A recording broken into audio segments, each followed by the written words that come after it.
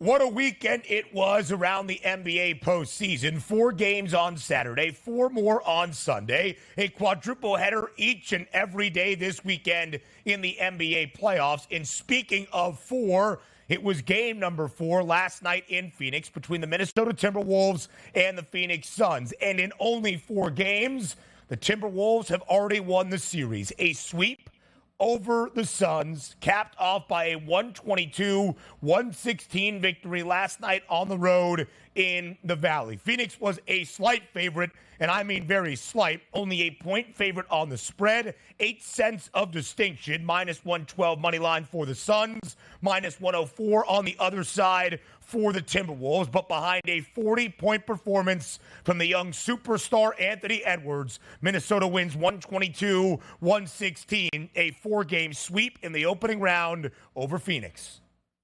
Yeah, and to put it bluntly here, I thought Minnesota was going to win this series, Ben. Took them at a plus 114 price at the FanDuel Sportsbook, and they swept them. Never did I see that happening. But even though we won a laud like the Timberwolves with how good they actually played, the focus really turns back to Phoenix for me because I expected this performance. Again, not in a sweep, but I'm getting everything here. Superstar players, clutch scoring, as well as great defense. Minnesota gives it to you all. The questions that we were worrying about all season long were, okay, can we just get healthy into the playoffs with a big 3? But you saw some of the changes in the offseason. You trade DeAndre Ayton away. You pick up a player that might fit your offensive structure a little bit better, play defense, get some rebounds in Nurkic. But also, we were saying, beef up your bench just a little bit. And Grayson Allen was very good this year. Where was Grayson Allen yesterday? Injured. It's almost like you just couldn't catch a break with the Phoenix Suns. But even if Grayson Allen was injured, even if, let's just say, Bradley Beal and or one of the other 2 superstars were injured, you're not supposed to get swept here. When Ishbia bought that program down there and said, you know what, this franchise, we're going to rise up in the valley here. I'm going to make crazy trades, get superstars in here. We're going to back up Devin Booker. This is going to be so much fun to watch it play out.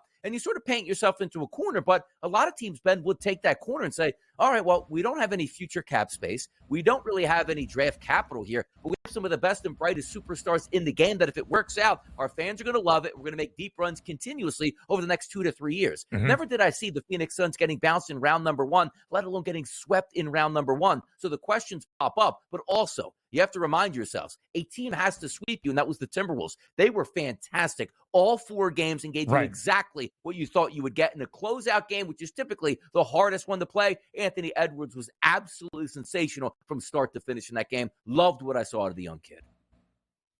So DRS will have some time because Minnesota is now off until the beginning of the second round after only 4 games. The T-Wolves, the first team into the NBA playoffs second round at this moment. So we'll have some time to look at the fallout for Phoenix. But let's highlight what Minnesota did here in this series. You said to me during the commercial break, you thought the Timberwolves would win this opening round set, but they had a plus money price before this series began, despite being the 3 seed against the 6 seed, the Phoenix Suns, and still being that younger core, despite, unlike Oklahoma City, having a little bit of playoff experience the last few years. This, the first playoff series win for the Minnesota franchise since 2004, 2 decades ago. And they do so in only 4 games. In 3 of the 4 games, Minnesota scored 120 points or more. 3 of the 4 then do go over. Last night's total, 213 and a hook, up considerably from game number 3 on Friday. A game where Phoenix closed as a 6-point home favorite and were unable to even win outright on their own home floor. All the credit to Minnesota. Chris Finch, by the way, head coach for the Timberwolves, injured, torn patellar tendon with a collision yesterday on the sideline with his own guy, Mike Conley. We hope he rests up and is ready to be there on the bench for the Timberwolves in round number 2. Now, Donnie, the conversation for the T-Wolves, 9-1 to win the Western Conference before the playoffs got started after now advancing after a 4-game sweep over the Suns. That price has been cut in half and then a little bit more, plus 440 for Minnesota. Now third best price, only behind Denver and Oklahoma City to win the West.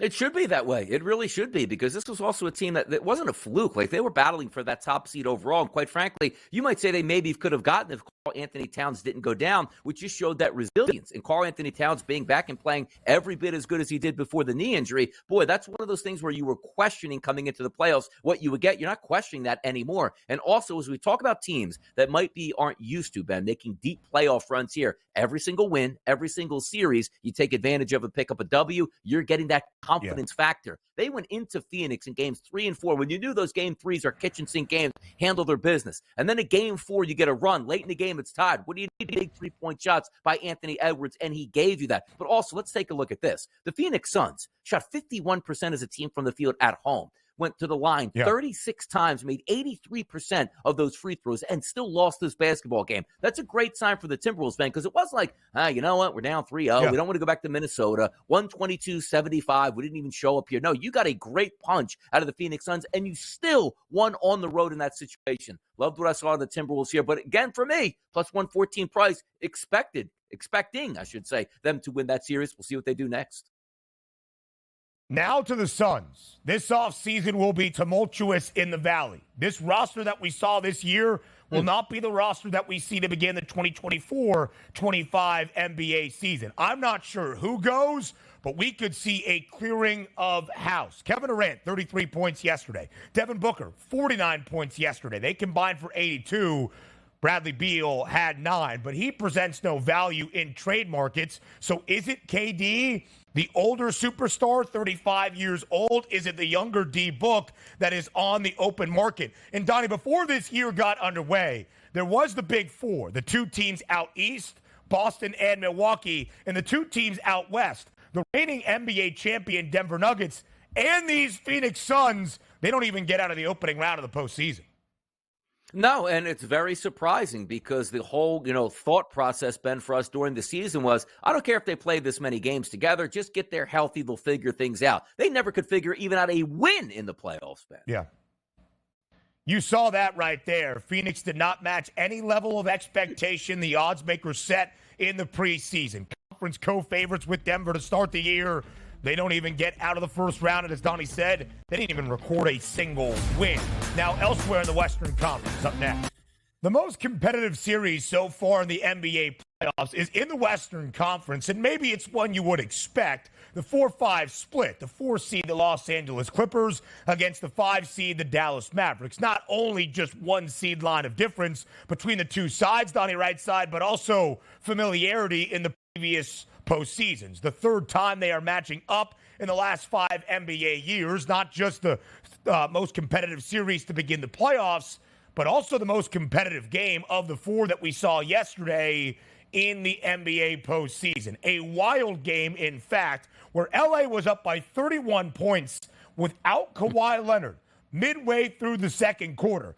Dallas would not give up. The Mavericks stormed all the way back after an insane made bucket near the hoop by Kyrie Irving through 3 Clippers defenders. The Mavericks took a lead with 2:15 remaining. It was their first lead since the opening few minutes of the first quarter, only for the Clippers to respond to the response. James Harden scores 15 points in the 4th and final quarter, and LA holds on.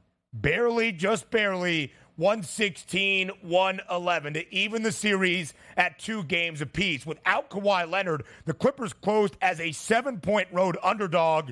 They win outright. We're tied at 2 games all in this Western Conference postseason set. Yeah, Dallas let one slip away there because that's one of those games where you see Kawhi Leonard was not going to play and you say to yourself, let's take command of this before we head it back to Los Angeles. So even if we do lose that game number 5, we could come home for game number 6 and seal up this series. Now you're giving added life back to the Clippers here, which also you saw in game number 1 without Kawhi Leonard, and the Clippers were able to get that victory. But also, just the common elements to these basketball games. If you're an underdog, how do you beat the team that you feel is superior, particularly on the road here? Just shoot the lights out from 3-point range. There's nothing the other team can do if those shots are going in. 62% from the floor from 3-point range here for the Clippers on the road is outrageous. But also, if you're Dallas, all that mojo, all that momentum, you are at home, you're ready to take control of this series, and you get blasted 39-16 in quarter number 1. Now, it was phenomenal that Dallas came all the way back and took a lead here, but so many times you take all of that gas pedal, and you have to just use that on not extending the lead, but just trying to get yourself back into the basketball game, and you finally do, but it just wasn't enough. That's a gutty performance by the Clippers for holding on in that game, and maybe could get Kawhi Leonard back for game number 5, but that's a lost opportunity for the Dallas Mavericks to take a real control of this series, Ben. It's a really great point, DRS. 18 of 29 from deep for the Clips. Paul George made 7 threes. He attempted 10. James Harden was 4 of 5 from deep. That is the great equalizer. Anytime an underdog is trying to pull off an upset in the game of basketball, as we know. But you would not expect the start that Los Angeles had shorthanded against a Dallas team that, frankly, could smell blood in the water. The Mavericks win big in game number 3 on Friday by 11 points, easily covering as a 4.5-point home favorite. The Clippers only put up 90. For the Clippers to take it to Dallas yesterday, again, a statement from L.A. And Donnie is right. We now have some time off in this series. We return to Los Angeles for game number 5, but not until Wednesday evening. Might Kawhi Leonard play? He has missed 2 games. He has played in 2 games. We shall see. But with the uncertainty, Donnie, Dallas remains a series outright favorite, nearly $2 at minus 188, despite now it being a best-of-3 set, and the Clippers, frankly, having home floor advantage. Yeah, I don't understand that price point there. And also, you take a look at the spread, the minus 1.5s and the plus 1.5s also way out of whack at this point. It's still 2-2, and I do have a parlay there included with the Dallas Mavericks to win the series. I'm not panicking because I still do think I have the better basketball team. But again, you'd never like to see like, oh, we're still in a great spot when you were at home with a chance to go up 3-1. Now it's 2-2, and you don't have home court advantage in your mind anymore, or sort of say on the court and or in your mind. But also, that price point is a little bit steep here. I love it from a betting angle going like, hey, I've already bet the series for the Mavericks and their minus 188 price. That seems kind of crazy. So it looks like we're not worried about the Dallas Mavericks. And also, is that an indicator of what we might not be getting out of Kawhi Leonard in games 5, 6, and 7, Ben? It certainly is. The Mavericks are a 2.5-point road favorite in Los Angeles as of this moment for game number 5 on Wednesday. But if you're the Clippers, again, you were lights out from 3 yesterday, better than 62%. But you look at the other side, Kyrie Irving had 40. Luka Doncic had a 29-point, 10-rebound, 10-assist triple-double, and you still win shorthanded on the road and had a 30-plus point lead early in the opening half. I don't know if the Clippers are running scared by any means. Now we come back and look at the Eastern Conference. The New York Knicks make a statement in Philly. Up next. A quadruple header of game number 4s yesterday around the association in the NBA playoffs. We've showed you the 2 out west. Now to the Eastern Conference. The New York Knicks go on the road in game number 4 and make a statement in Philadelphia to take a 3-1 series lead. 97-92. The Knickerbockers on top over the 76ers. The Knicks win outright as a 5-point underdog. Neither team reaches the century mark. Game total of 209 stays under. The New York Knicks now in their last 9 games as a dog, 6-3 against the spread. 5 of those 6 covers an outright victory for a team that was not great as an underdog throughout the regular season. Philly won game number 3 on Thursday. It was the same exact line, Donnie. Philly 5-point favorite, total up ever so slightly for game number 4. But the Knicks had other ideas, led by a 47-point performance from Jalen Brunson. He was tremendous, and that was all you needed for the Knicks here. And it's very rare in this day and age where sometimes guard play can sort of contend, more in college basketball. Hey, you need great guards in order to win an NCAA championship. Well, in the pros, it's usually that, 3 or 4, or that shooting guard that's 6'5" or 6'6", that can do multiple things, because you're not expecting a shorter guy based on NBA talent here for Brunson to physically dominate like that, Ben. 18 of 34. We opened the show talking about the 34 shots. In an open gym, it's hard to get 34 shots on, let alone a playoff game where you are the focus of the offense and you're supposed to have the other team running double teams so everybody else can beat you. And quite frankly, nobody could beat you here on the New York Knicks. You take a look at this. DiVincenzo, 8 points. Josh Hart, 4 points. And you still won that basketball game on the road. Why? Because you had your superstar guard show up in the biggest moments here, which included having 10 assists here. So 47 points and 10 assists, a plus 10 win in this basketball game was clutch all the way through first quarter, second quarter, third quarter, and fourth quarter here. And also, take a look at the Philadelphia 76ers, who needed more from other players. Joel Embiid wasn't all that efficient. 7 of 19 from the floor. He did go 12 of 14 from the free throw line. But Tyrese Maxey say, hey, good, he had 23 points, but on 8 of 21 shooting. They just needed more and couldn't get it. And also, maybe a missed opportunity in this spot for a live under. You saw this game right away, 27-17, and how hard it was being played. Nobody could make a three-point shot. And then you see the fourth quarter, 20-16, where the Knicks won the fourth quarter by 4 points. This was one of those old-school New York Knicks game from the 1990s here, and it's 97-92 with now a chance to close out the Philadelphia 76ers. Gutty performance by the Knicks on the road to get that done. And this has been a series, frankly, between two Eastern Conference foes that aren't all that far away from each other, where there's been bad blood. There's been some questions about maybe some foul play out of a certain man named Joel Embiid. Either way, it's been a chippy and testy series between these two sides. But yesterday, Philadelphia up by double digits in the third quarter, and it was Jalen Brunson almost single-handedly leading the comeback for the New York Knicks. 34 shot attempts. You might be like, oh my God, 34. He's taken at least 26 field goal attempts in all 4 games so far in this series. No Julius Randle. Jalen Brunson has had to lead the way. The only other starter for New York yesterday that scored in double figures, that was OG Anunoby, and he had 16 points and 14 rebounds. It has been Jalen Brunson, but Donnie, you laid out this point beautifully, I thought, before game number 3 on Thursday night. Jalen Brunson, because of volume, is going to have to get his points. If he is more efficient than he had been in games 1 and 2, the Knicks won both of those inside Madison Square Garden, then he was going to go way over his points prop, and that has been the case here in both games 3 and 4. 34 field goals, but still better than 50%, 18 of 34 yesterday against Philadelphia. It's supposed to be the other way around, then. You're supposed to have these games on your home court here, not go on the road in a hostile environment and certainly tear it up in game 3, which didn't lead to a victory, but certainly did in game number 4.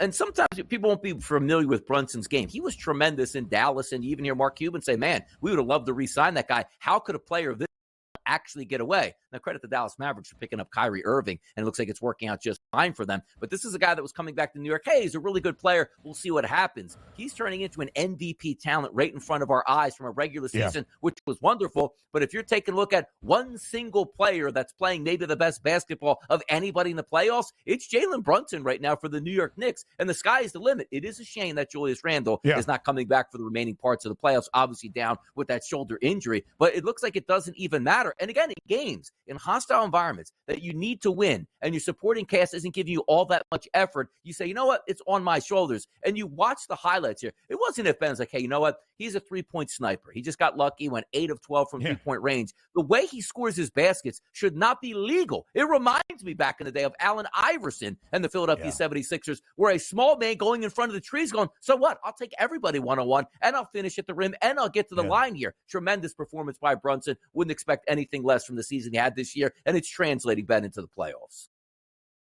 So, Donnie, as we were laying out the home stretch of the NBA regular season, Joel Embiid returns for Philadelphia. We pointed wherever Philly ended. Either they get out of the play-in tournament as the 6th seed, or in the play-in tournament as what happened, they knock off whoever in the 7-8 game and become the 7th seed. What a dangerous 7 seed in the Eastern Conference playoffs. And yet it's been the New York Knicks that now have a 3-1 series lead and take the short trip on the Amtrak back to Madison Square Garden for tomorrow night in a closeout game number 5.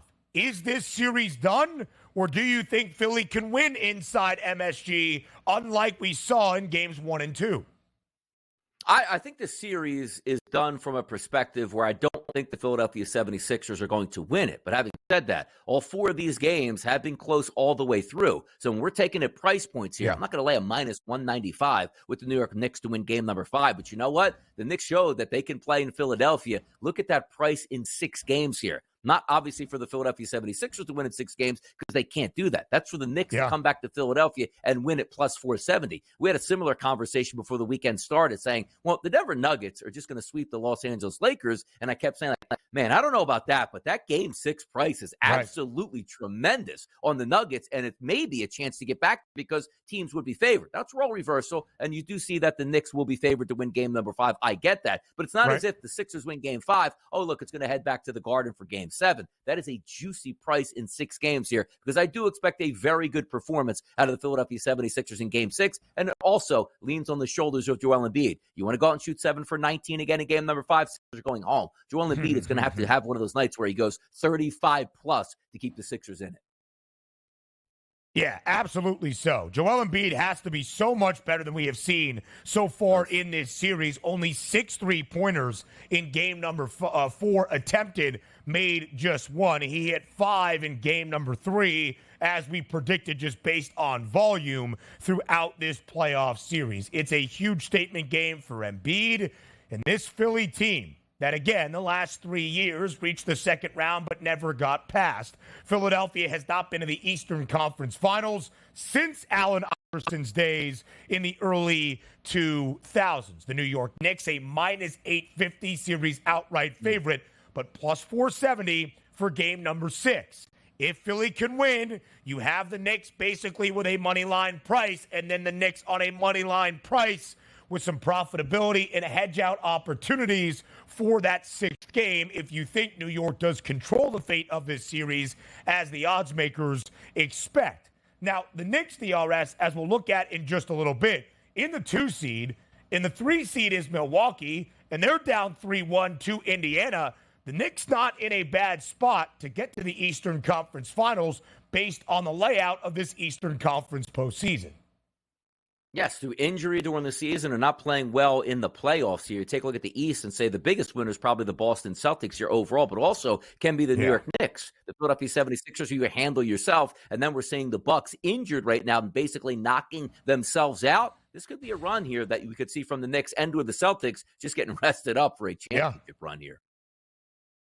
The New York Knicks, now the only other team outside of Boston that has a 3-digit price at 4-1. The Celtics, though, minus 230 to win the Eastern Conference crown. We'll look at that 3-6 series. The Pacers and the Bucks up next.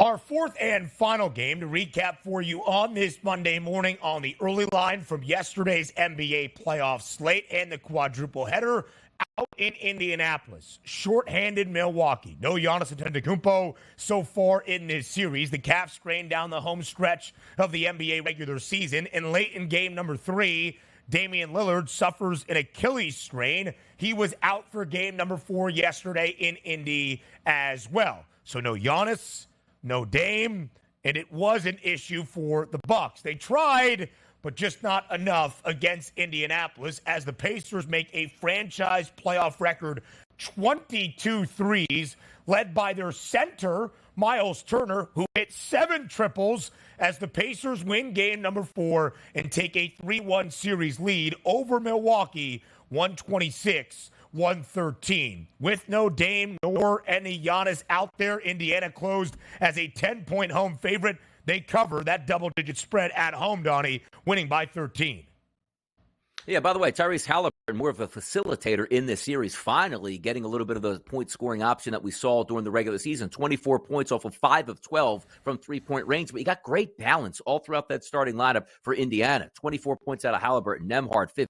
29, 13, and 13. So everybody played a role here. Now, it's always fun to take a look at the box score and say, how did this happen? Hey, tell me a game where the Milwaukee Bucks got 20 out of Beasley, got 27 out of Lopez, and 25 out of Middleton. Boy, oh boy, I wonder what Giannis and Dame actually gave us. Well, they gave us nothing because they're injured and question marks moving forward. Now, also, seeing some of the updates on the injuries, Ben, makes it a little bit interesting because it looks like you're getting better information back on Giannis than you actually are on Dame Lillard. Now, the one thing we do know from watching a lot of playoff basketball and superstar players throughout the years, when the Achilles is damaged, It's not like, hey, go out there and if you just tweak it again, it's okay. That next tweak is usually a rupture of the Achilles. So something to keep an eye out here on Damian Lillard moving forward, because again, it's not so simple as letting it heal. We saw Kevin Durant's Achilles explode on national TV during a finals run before when he had that stiff and sore Achilles. So that's something to certainly watch out. But for myself, this is probably what we thought was going to happen, right? Surprise is that the Milwaukee Bucks, hey, jump out early in the series, but now you're seeing the Indiana Pacers going, if you're injured, we're still a good basketball team. We love to push tempo, and that's the last thing you want for a team that's probably more likely to say, hey, we need to slow these games down against the Pacers here and execute in the half court. For sure. But you're not going to expect much. Nobody's looking right now at the Milwaukee Bucks, Ben, and saying to themselves, boy, I can't believe what's happening. What, your two superstar players aren't available for the series? Yes, this is what's supposed to happen in this spot because the Pacers aren't chopped liver. It's a pretty good ball club out there and finally handling their business. Before the series got started, when we got the news that Giannis more than likely would not play at least in the early going of this opening round set, Indiana closed as a series outright favorite near $1.50. Still expected to be competitive, but now Indiana with a 3-1 series lead. Of course, it was behind Dame's 35-point performance all in the opening half of the opening game of this series in game number one, that Milwaukee won that opening game despite being a slight home underdog inside the Pfizer Forum. From that point, Indiana has responded with 3 straight wins. Was not easy, though, on Friday night. Went to OT. Tyrese Halliburton, the game winner in overtime with only 1 second remaining, 121-118. Indiana did not cover as a 6.5-point favorite. And Chris Middleton was sensational in game number 3, 42-point, 10-rebound performance. That game went over because of overtime. But to Donnie's point, all 3 wins that Indiana has had, the game has hit the over. Yesterday's total, 216. The Pacers score 126. That is Pacers basketball. But now we look at the series overall. We still have no idea if Giannis and or Dame will play in game number 5. In the Pacers at this moment, DRS, minus 1,500 to win the series outright. When you look at the game 5 odds for Tuesday night, the nightcap in Milwaukee, Indiana is a 3.5-point favorite. Is this series over in 5 games if there is not an optimistic injury report on either Giannis or Dame by the time we get to tomorrow night? Oh, yeah, that's a wrap. That is a wrap here. But also, let's understand the prognosis here of what we were talking about with Giannis. Late in the season goes down with that calf injury. We weren't looking at a timeline that says, boy, if they can make a run, Ben, to the Eastern Conference Finals, we should be able to get him back. The thought process was maybe we get him back for round number 1, but then it was clarified going like, he's just not going to be back for early round number 1. Early to me meant I'm going to miss at least game number 1, probably game number 2, but I will probably be back for at least games 3 or 4. He hasn't been back yet. So if we're running on that same timeline, I expect Giannis to play in the next game, which means he's healthy enough to go. Does that mean that Milwaukee wins the game? No, it doesn't. But if you take a look at that graph once again, we're trying to be optimistic about really good plus money prices. You see game number 6. That's at home for the Indiana Pacers. Let's just say Giannis does come back and play as well. I'm not even expecting Lillard to come back. So game 6, you know, if you're the Pacers, that's the game you want to close out. You will be favored in that basketball game, but if you pick wisely and it ends up in game number 6, you get a plus 180 price right now in your back pocket. That's the way I'm looking here. Plus money numbers on realistic chances, because you're right, Ben. We don't know if Giannis is coming back, but if Giannis was supposed to come back in this series, how much longer are we waiting here? Oh, well, we meant game 7. No, you didn't. Early in the series means games 1, 2, and 3 to me. He even sat game 4, as we just said. Game 5, I expect him to be back. Why? Well, let's rest him and see if we get to game 6. There won't be a game 6 if you do that, Ben. But that's the issue with calf injuries, with Achilles strains, as Damian Lillard is playing through. It's not like, all right, rest up and you're good. You don't know how the muscle is going to respond to game activity, certainly not in the playoffs. And Donnie, with the same conversation we had about the Phoenix Suns and how things are going to change this offseason in the Valley, Are we going to see the same if the Bucks are bounced here in this opening round? What a year it has already been in Milwaukee. The dismissal of Adrian Griffin, the first-year head coach, after a 30-13 record to start off this year. They bring in Doc Rivers. It led to the jokes. It has now been materialized in the fact that Doc maybe does not elevate a franchise as some might expect, despite the strong start after the All-Star break that we saw out of Milwaukee. What happens with this Bucks organization if they do not come back from this 3-1 series hole against the Indiana Pacers? I guess that is a question for the offseason. Game number 5 inside the Pfizer Forum tomorrow night. What we saw in the quadruple header on Saturday. Up next. Live right here on this Monday on the early line. This opening hour has been dedicated to an NBA playoff weekend recap. We look back now at the 4 games on Saturday. What a wild series, Donnie, it has been between Orlando and Cleveland. It has been up in the air. Both teams have won on their home floor in both of the games and have done so rather easily. And the team that has lost in all 4 games has yet to score even 90 points in a defeat. Game number 4 between the Magic and the Cavs on Saturday. Orlando wins 112-89. They outscored Cleveland by 32 points in the second half, a 61-29 margin. Orlando covers as a 2.5-point favorite. Total of 202.5 stays under despite the Magic scoring more than 110. Look, shout out the NBA. We started this series off, and I'm saying, look, can this series go 3 if that's even possible? Because nobody really cares. Now, granted, I do want the Cavaliers to win because I have monetary value on the Cavaliers. But at the same time, you know what's going to happen, Ben.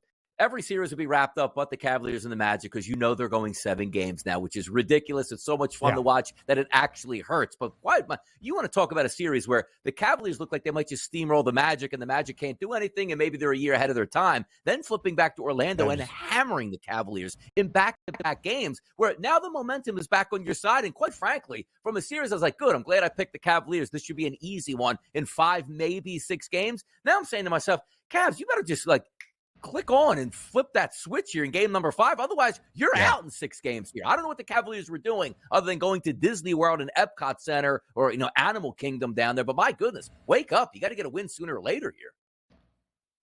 Back in the land tomorrow night, the Cavaliers a 4.5-point favorite for game 5, minus 176 in the outright series price. Orlando's team total for tomorrow in the land is 98.5. Again, they're the underdog. They're expected to lose outright. And the team that has lost has not reached 90 points so far in any of the 4 games in this series. The Thunder have taken it to the Pels. As Chuck might say, that's Charles Barkley. Send the Pelicans to Galveston already because they got 0 effort so far. Oklahoma City, 3-0 series lead over New Orleans, 106-85. OKC, by the way, in a road test for this young team, easily takes advantage, just a 1.5-point favorite on the road in New Orleans. Boston hammers Miami. The Heat got their 1 in game number 2. Will they win again in this series? And we'll talk Lakers and Nuggets in just a moment as well. Yeah, also, in that Celtics-Heat series, right, you saw the wake-up call in game number 2, right? And you saw that spread in game number 3, and it was exactly on target. The Boston Celtics are just so much better than the Heat that the only way the Heat can win is do historical things from three-point range. If that's all you have where we have to do something historic just to pick up a victory, you know it's not going to end well, and it wasn't supposed to end well. That's a good performance by the Celtics, go on the road and crush the Heat and not give them any hope for the series based on game number 2, Ben. When you have Oklahoma City, by the way, DRS, who has absolutely hammered New Orleans by 21 in game number 3, by nearly 30 in game number 2, they have covered in both of those games. 5-point road favorite in the Big Easy tonight to pull off our second sweep of this postseason. We thought that was going to be the case on Saturday in Los Angeles. The Lakers do respond. LA bounces back, gets a victory in game number 4, 119-108. First win of the series for LA, first over of the series as well. The Lake Show wins outright as a 3.5-point underdog. Total of 219 and a hook does go over. Yeah, look at the box score in that game. You say to yourself, wait a second, Jokic went for 33, 14, and 14. Yeah, that's a wrap. No, but the Stars came out to play in Los Angeles finally here. Anthony Davis, 25 points, but 23 rebounds and 6 assists here. And LeBron James going out there with 30 points. Instead of being that facilitator, looked like the old LeBron James, like, yeah, let me get my 30 points and my 6 assists here, as I typically used to get in the past. Love the performance by the Lakers, even if it just extends it one game. The Lakers couldn't go out on back-to-back sweeps and 13 straight losses, whatever it would be here, to the Denver Nuggets. They needed one, and they got it. So maybe they can have a parade for that. A double-digit lead for the Lakers in all 4 games, and yet they're down 3-1. They led by 13 at the break on night at home in Los Angeles, but Denver remains a 7-point home favorite tonight at altitude to win in the gentleman's sweep over Los Angeles. We will preview plenty more of NBA playoff action in the next 2 hours of this show.